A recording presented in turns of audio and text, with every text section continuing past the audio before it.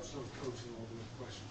Well, first thing, I give credit to BYU. They were ready to play, and you look at the game, the turnover battle, the field position battle, those become key factors. Number one, they hit us on some explosive plays, but overall, we knew they were a good football team. That's one of the keys. They played a very tough schedule, and so we've got a chance to see a lot of film on these guys. We know what type of team they are, what type of players they have.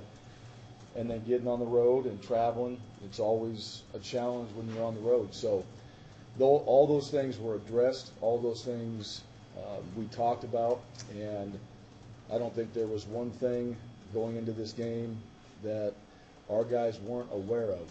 Now, the execution and making plays in the critical situations, that's what it comes down to. That becomes the key factor in the game, and they made more than we did. There was a little bit of momentum in the end of half. We put some points on the board. We got 3, and then in the fourth quarter had a little bit of momentum there. Felt like our guys were charging back a little bit, and just not enough time. And they did a good job with their time. We had to use our timeouts in those situations, and they were able to get that 4th down and a half a yard. And you want to win ball games like this, you got to do those things sometimes, and we didn't get it done. But our guys, they care. I know they work hard, but this is a check right here. We're going into a bye week, and you got to go back and be honest with, all right, where are we in our focus, our consistency, and all the things that we talk about all season long. It hasn't changed. Now it's just a matter of we've got to do it better. And tonight we didn't do that, and we've been talking about it, and it showed up this evening, and BYU took advantage of their opportunities, and we didn't enough. I guess first of all, Hank's status, what was the deal there? And then Chase, for 3 quarters, really seemed to kind of struggle, and then fourth quarter found some things. But what did you see from his game tonight? Well, yeah, Hank's status, he didn't play tonight, but Hank's going to be okay. As far as Chase, yeah, he had a good rhythm early on. Now, like I said, BYU, they've got a really good defense. We've known that. And they made it difficult to throw in some of the windows. We had a pick. I thought we had a good play, and then the linebacker made a great play. Came back on the ball and made a great catch in that situation. And that's a play they've been hit on before. And I thought we called it the right time. They just made a good play. But Chase competed. You saw him tonight. I mean, he ran the ball. He got out of bounds. He made good decisions towards the end of the game. He was competing. He was working hard to prepare himself for this game. And that's the one thing about him. He's a competitor, and I'm proud of him. We just had the 2 turnovers, and that's what it comes down to. And I don't think we ran the ball as effectively as we hoped that we would in the game. And we didn't have the rush yards that we thought we would be able to get, and especially coming into a team like BYU and on the road, you want to be able to run the ball and do it more effectively. Rob went out of the game. That became a little bit of a factor. But we had Andrew, we had George. Those guys were ready to play. Danny Smith was here. So, the plan didn't change as much. And, I thought BYU's made some plays tonight. We didn't. Not one guy, in my opinion, especially the quarterback, it wasn't anybody's play out there, just one person on one play. They made some plays, and we needed to do a better job, 11 guys executing on our offense to make it happen like we did in the first drive, consistently. Octavius Evans had what may have been his best game of his career. Is he the guy you guys have seen coming on practice the last couple of weeks, and where's he at in the back? We've seen him coming on the last couple of years, and sometimes the ball always doesn't go his way.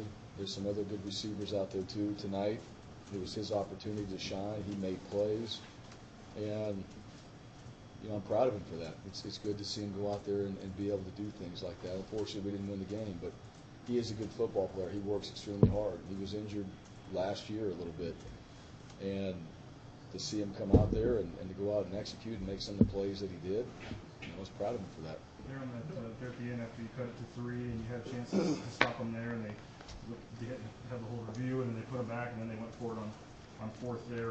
What did you see on that 4th down play there? Which one? Where they got it to seal the game there. Well, after that too, then when they. Well, yeah, I mean, we got a timeout back. They got buzzed, so they moved it back. It was half a yard, and you got to be just right on defense to stop half a yard. That's the bottom line. We'd seen that formation what they've done, and they got to go out there and execute it. Now, it gives us a shot. So when they marked the first down, they went back. They did a good job on that. The officials did. They reviewed it. They moved it back. We got half a yard in our favor, and then they were able to just get more push than we were. And half a yard, that was critical. The one that they were on 4th and inches and they hit the tight end down the seam. That was really the one right there that they took some time and they made a call and they got their tight end, he's a really good player. They were able to hit him, and we didn't have any guys in position to make any kind of play on the ball. So, that was, in those two situations, I don't think the end of the game was going to be that type of play. It was just about execution and trying to defeat what they were doing. But early on, down there when they were going for it, they made some decisions to go, and they were able to execute on it. Normally it's your team that their last 2 touchdowns both came on plays that people would say were a bit tricky and stuff. And David was kind of talking about for the defense, this guy's kind of losing focus or whatever. What was the feeling like on the sideline when they were able to get those sorts of plays? I don't know if it was focus. We had bad eyes. Right. Yeah, we had bad eyes on that. And regardless, trick play, 4th down and inches, and they get it on a simple sneak. It's really about execution. And we run those on offense, it's about execution. We try to stop those on defense, it's about execution. And they just did it better than us, bottom line.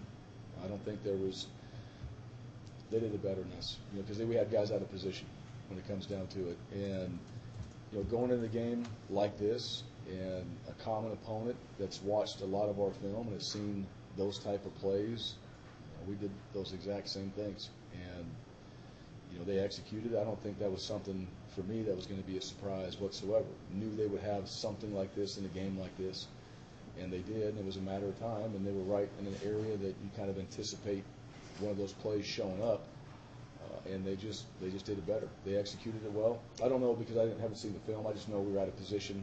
They scored on it. So normally we're not.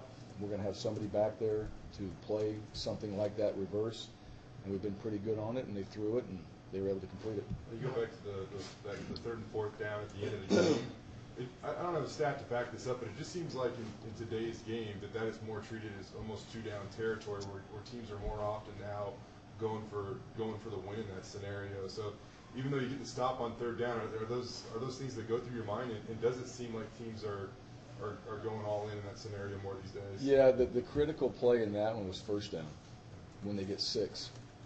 If it's 1st down and they get none, or they get 2, then your timeouts are a little, you get a chance to stop them early in the down, you can call timeout, because you have momentum at that point. Now it's 2nd and 10 or 2nd and 9, but the early down play, 1st down, where they get 6 yards, now you're going to probably put yourself in a position, if you can just run it somewhat well on the next 2 plays, to make a decision whether you're going to punt it or you're going to go for it. And I think, like they did tonight, you're going to win a game and you can get yourself within half a yard, there's your opportunity there to go for it. The missed field goal, the snap was high.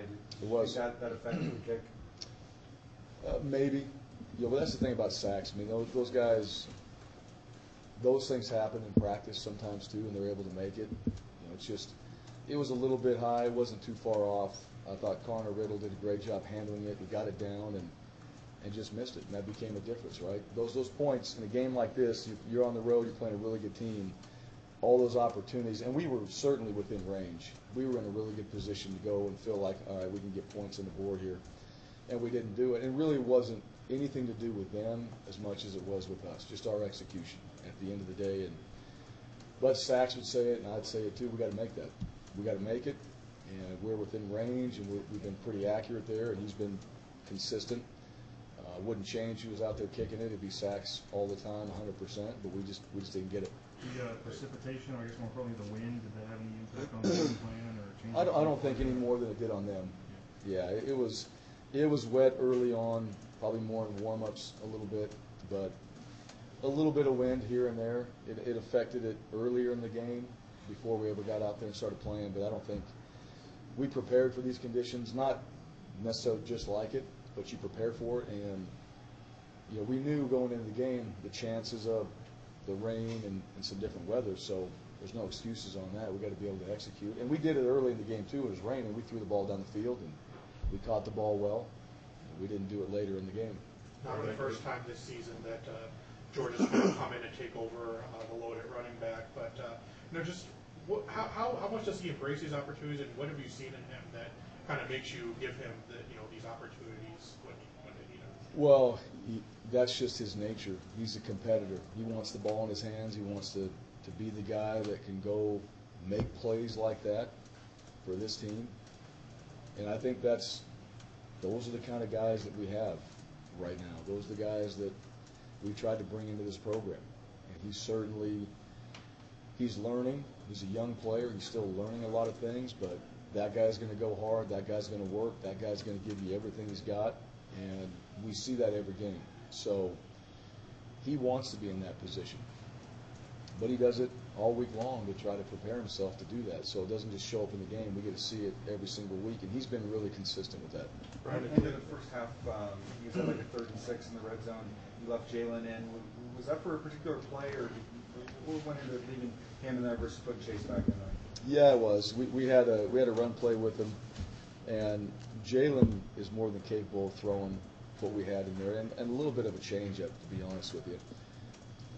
We had, I think at that point, we already had a turnover at that point. We were in good position in the red zone, and felt like, he could stay in there. I kept him in there.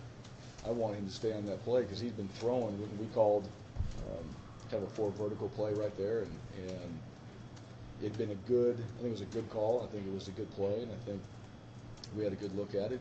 We didn't execute it, but he's more than capable of doing that, in my opinion. And like I said all along, Jalen, Chase, those guys, they prepare. We've done that. We did in the last game. We kept him in. He was able to make some throws in there.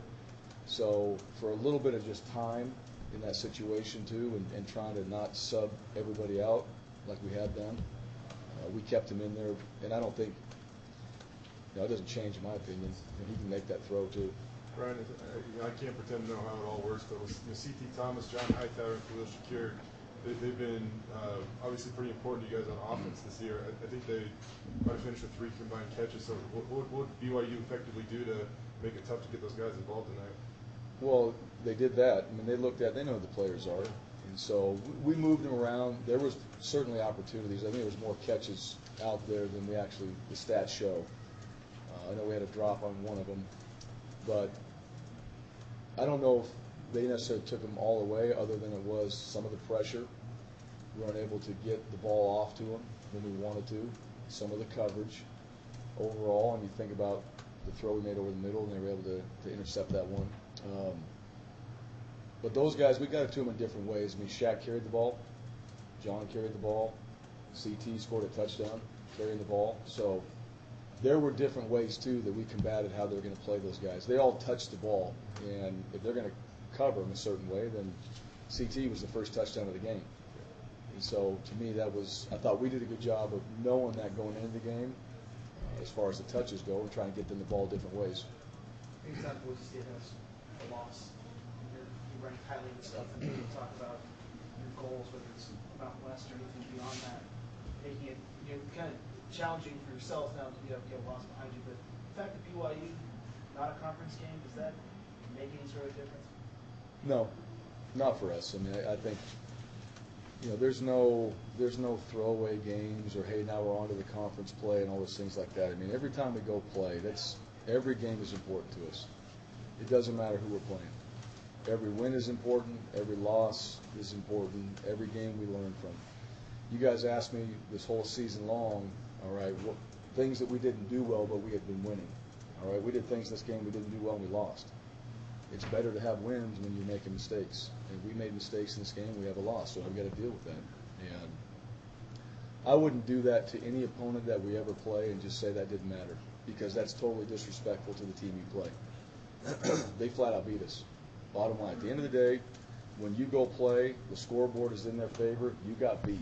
And I don't care what anybody says. I'm never going to think that way and never operate like that. And we'll learn from it, and it should sting. And I hope every guy on our team is upset about it, and every guy is ready to come back and work harder and do all the things, not just some of them, it's amazing how the season goes, and you're doing certain things along the way, and they work.